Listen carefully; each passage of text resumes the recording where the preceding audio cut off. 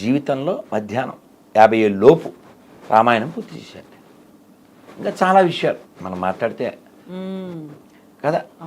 మూడోది ఏమిటి, రాత్రో చోర ప్రసంగం, దొంగల గురించి మాట్లాడుకోవాలి. ఎంత దారుణం. పెద్ద దొంగ ఎవరు? కృష్ణుడే కదా. కదా, దొంగ గురించి ఏమిటి మాట్లాడుకున్నది అంటే శాస్త్రం చెబుతుంది, చోళాగ్రగణ్యం శిరసానమామి. ఈయన అగ్రగణ్యుడు అంట, పెద్ద దొంగ అంట. ఏమిటి పెద్ద దొంగ? ఆయన దొంగతనం చేస్తాడు. మనలో ఉన్న చెడుని కావచ్చు, మన ఆయుధాయాన్ని తీసుకుంటాడు, మన చెడుని తీసుకుంటాడు, మన పాపాన్ని తీసుకుంటాడు. మీకు ఒక సంఘటన చెప్తే బాగా పట్టుకుంటారని చెప్తున్నా. లాంగ్ ఎగో, ఒక 15-20 ఏళ్ళు అవ్వచ్చు, బృందావనంలో రాధాకుండ్ దాస్ అని ఒక ఆయన అమెరికన్. మేము గోవర్ధన పరిక్రమ చేసి అలసిపోతాం కదా ఎండలో, 21 కిలోమీటర్స్ అది తిరిగితే మరి అలసలు వస్తుంది, చెప్పులు కూడా వేసుకోం కదా. ఇంకా ముఖం వాడిపోయింది. ఆయన కనబడ్డారు. తక్కువ మేము సాష్టాంగం చేశాం, ప్రణామం చేశాం. ఎందుకంటే ఆయన ఇచ్చిన లెక్చర్స్ని నేను తెలుగులో ట్రాన్స్లేట్ చేసేవాడిని తిరుపతిలో, కాబట్టి గుర్తుపడతారు. వారు ఇప్పుడు లేరు, నో మోర్. ప్రభుపాద వారి శిష్యులు అమెరికన్. నేను గుర్తుపట్టి ఆ ప్రభుజీ, హరికృష్ణ ప్రభు, ధన్యవాద్ ప్రణాం అని అన్నాం. అని వెంటనే మేమేదో ఒక బ్యాచ్ ఉన్నాం, నో వై కృష్ణాజీ బ్లాక్ అన్నారు.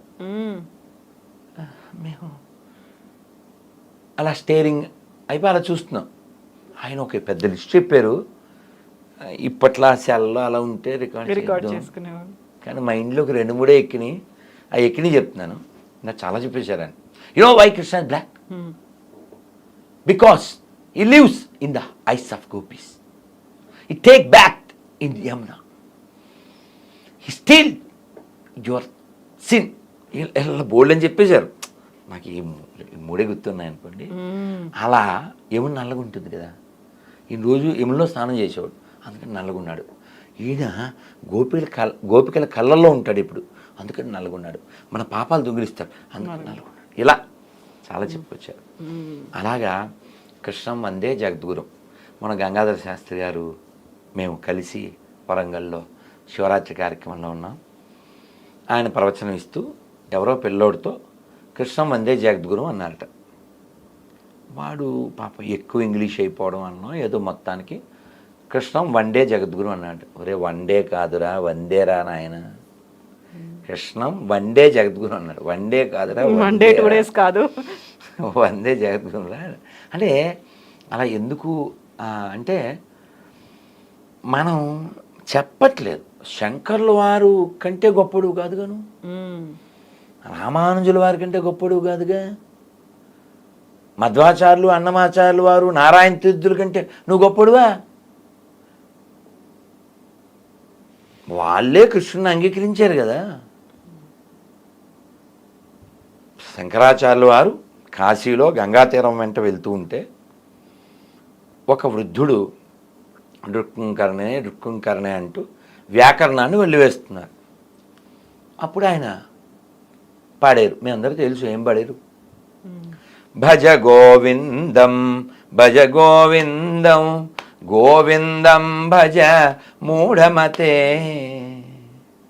సంప్రాప్తే సన్నిహితే కాలే నహి నహి రక్షతి రుక్కుంకరణే. నహి నహి రక్షతి, ఈ రుక్కుంకరణే అది రక్షించదు నాయన, గోవిందుని భజించు అది రక్షిస్తుంది అని ఎంత ఎంత కావాలో స్టఫ్ అంటామే, జిస్ట్ అంటామే, అదంతా ఇచ్చేశారు. అసలు మన ఎంఎస్ సుబ్బలక్ష్మి గారు మనం ఎంత రుణపడి ఉంటామమ్మా, ఘంటసాల గారికి మనం ఎంత రుణపడి ఉంటామమ్మా, మనకి ఎంత ఇచ్చి వెళ్ళారమ్మా. పోనీ నువ్వు చదవకపోయినా వింటున్నాం కదా, కలకాలం ఉండేలా. వాళ్ళు లేరు ఇప్పుడు, అవి ఉండిపోలే. అయితే ప్రభుజీ ఇక్కడే కృష్ణుడిని యాక్సెప్ట్ చేశారు, కృష్ణుడు ఉన్నారని ఇంత పెద్ద గొప్ప మహానుభావులు గుర్తించారు అనుకున్నప్పుడు ఇప్పుడు వచ్చినటువంటి ఒక డౌట్, ఆయన ద్వారకాధీశుని దర్శనం చేసుకున్నారు, సముద్ర గర్భంలోకి వెళ్ళారు, ద్వారకాపురం ఆ టైంలో ఎప్పుడు ఎలా ఉందో ద్వాపర యుగానికి నేను వెళ్ళొచ్చాను అన్నప్పుడు ఆధారాలు ఏమున్నాయి అసలు? కృష్ణుడు అక్కడే ఎందుకు ఉండేవాడు? అది ఎలా మునిగిపోయింది? మునిగిపోతే నగరం ఇంకా అక్కడ ఉండడం ఏంటి? ఆ కాలంలో ఉన్నటువంటి మనుషులంతా ఏమైపోయారు? కృష్ణుడు తన వాళ్ళని ఎందుకు రక్షించుకోలేకపోయాడు? అలా మునిగిపోతుంటే అలా చూస్తూ ఉన్నాడు. ఇవన్నీ డౌట్స్ వస్తాయి, బోల్డ్ వస్తాయి కదా. All have answers. I will. అమ్మా, మీరు భాగవతంలో ప్రథమ స్కందంలో, అంటే నేను చదివాను కాబట్టి మళ్ళీ విన్నాను కాబట్టి చెప్తున్నాను. ప్రథమ స్కందం చాలా బరువు ఎక్కిస్తుంది. ఎందుకు అంటే మనం ఏమనుకుంటాం, భాగవతం అంటే అన్ని ఆటలు పాటలే అనుకుంటాం, కానీ ప్రారంభమే చాలా సాడ్గా ఉంటుంది. ఎందుకంటే అర్జునుడు వెళ్తాడు, ధర్మరాజుకి ఒక చెడ్డ శకునాలు కనబడుతూ ఉంటాయి. నాకేదో అనుమానంగా ఉంది, ఒకసారి ద్వారక వెళ్ళిరా అని అర్జున్ని పంపిస్తాడు. అర్జునుడు వెళ్తాడు, వెళ్తే కృష్ణుడు లేడు. కృష్ణుడు భార్యలు ఉంటే వాళ్ళని తీసుకుని వస్తూ ఉంటాడు. వచ్చిన తర్వాత చెప్పిన మాటలన్నీ మనం మాట్లాడుతున్నాం ఇప్పుడు. ఎందుకు అలా అయిపోయావు, అంత నిస్త్రాణంగా ఎందుకు అయిపోయావు అంటే, అన్నయ్య మన సఖుడు, మన బంధువు, మన మిత్రుడు, మన ప్రాణం ఆయన కృష్ణుడు ఇంకా లేడన్నయ్య, ఆయన స్వధామానికి వెళ్ళిపోయాడు అని చాలా బరువు ఎక్కించేటువంటి బాధాకరమైనటువంటి ఈ విషయం చెబుతూ, కృష్ణుడు లేడు, వారి భార్యలందరినీ నేను తీసుకుని వస్తున్నాను, దారిలో వేటగాళ్ళు నన్ను అటాక్ చేశారు, నా గాంధీవం నా విల్లంబులు ఎక్కుపెట్టాను, మంత్రం గుర్తు రావట్లే, తప్పక నేను మామూలు వ్యక్తిలాగా ఆ గాంధీవం ఇలా వేయవలసిన బాణాలు దాంతో చేశాను, అయినా వాళ్ళు లాక్కుని వెళ్ళిపోయారు. ఇన్ని రోజుల నా విజయం నాది కాదన్నయ్య, ఆయన ఉండబట్టి కదా ఇదని. నేను ఆయన ఉంటే నేను హీరో, ఆయన లేకపోతే నేను జీరో అని ఇలా చాలా బాధ వ్యక్తం చేస్తాడు. ధర్మరాజు ఇదంతా మనం బ్యాగ్ సర్దుకోవాలి అని చెప్పడానికి సైన్స్ ఇవన్నీ అని చెప్పి వాళ్ళు అప్పుడు తెలుసు కదా ముగింపు, దాని పేరు మహాప్రస్థానం. అది కూడా నేను చదివా. ఇది భాగవతం తెలుగులో చదివా, అదేమో ఇంగ్లీష్లో మహాభారతం చదివా. చాలా బాగుంటుంది. ఎక్సలెంట్, ఎక్స్ట్రాడినరీ, ఎక్సైట్మెంట్ ఇవన్నీ ఉంటాయి అందులో. అంటే మనం మాట్లాడితే అలా ఎక్కువైపోతుంది, అయినా షార్ట్గా చెప్తాను. అలా వాళ్ళు ప్రయాణం చేసేస్తారు. ఆ ప్రయాణం చేసినప్పుడు ఒక్కొక్కరు పడిపోతారు, మీరు విని ఉంటారు. బదరీలో అవన్నీ ఉంటాయి. భీమశిల మేము వెళ్ళొచ్చాం, అక్కడే సరస్వతి ఉద్భవం, వ్యాస గుహ, మళ్ళీ గణేష్ గుహ, ఇవన్నీ ఉంటాయి. వాటరు పట్టుకుంటే మన మీద పడ్డ నీళ్ళు కూడా మంచు గడ్డలైపోతుంటాయి. అలాంటి స్థితిలో ఆక్సిజన్ అందని స్థితి వరకు కొంతమంది మన వాళ్ళు ప్రయత్నం చేసి వెళ్ళిన వాళ్ళు ఉన్నారు. ఈ హైదరాబాద్లో ఒక ఆయన నాకు ఉపాధ్యాయుని, ఒక హిందీ ఆయన, నేను వెళ్ళాను స్వామీజీ అని చెప్పారు. అంటే up to the mark almost. అంటే ఏంటి, భీముడు వెళ్ళినంతవరకు మనిషి వెళ్ళడానికి ప్రయత్నం చేయొచ్చు, ఆ తర్వాత ఇంకా వెళ్ళలేదు.